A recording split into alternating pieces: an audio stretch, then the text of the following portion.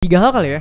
Yang pertama itu mental nggak percaya proteksi ya, nggak percaya asuransi atau BPJS. Jadi karena fokusnya mau berkembang, fokusnya mau kaya, fokusnya tuh pure gimana cara ngasilin duit gede. Which is itu nggak salah, tapi in the process kita harus ngerti yang namanya proteksi.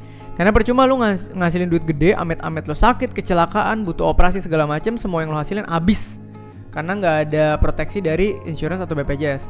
Terus yang kedua, mental kenaikan lifestyle melebihi pemasukan. Jadi biasanya orang-orang begitu bekerja keras gitu ya, dapat momentum, dapat bonus, dapat komisi apapun gitu ya, tendensinya berpikir bahwa kenaikan income atau momentum itu tuh konsisten dan long term.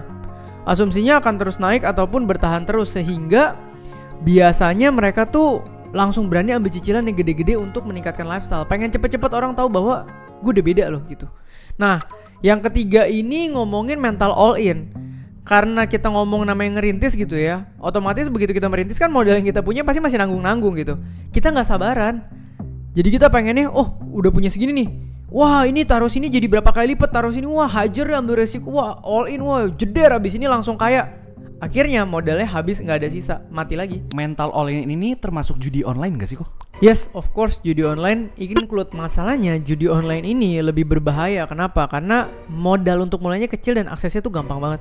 Jadi kalau orang masih ngerintis itu kan ada perasaan nothing tulus sama all in yang tadi gue bilang ya, karena baru punya sedikit atau punya nanggung mau leverage gitu loh. Jadi kebangun berani.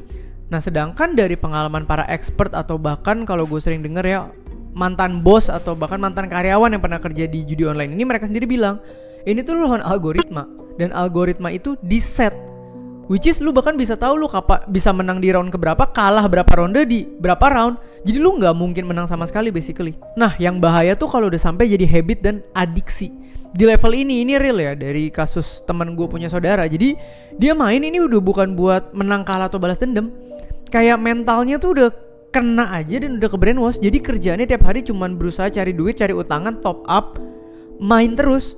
Ini bahkan udah bukan ngomongin kayak mau balikin yang kemarin, tapi kayak ada adiksi yang tanpa sadar muncul aja gitu. Ini misterius tapi terjadi di banyak orang sih. Wah gila, itu sih bahaya banget ya kok. Oke kok, jadi pesan lu buat perintis apa nih kok?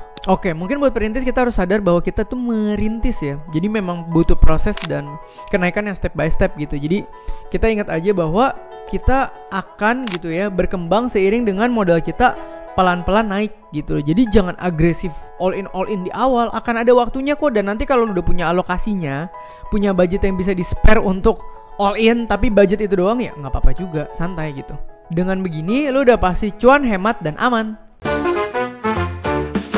Neo Edu Finance by Neo Bank.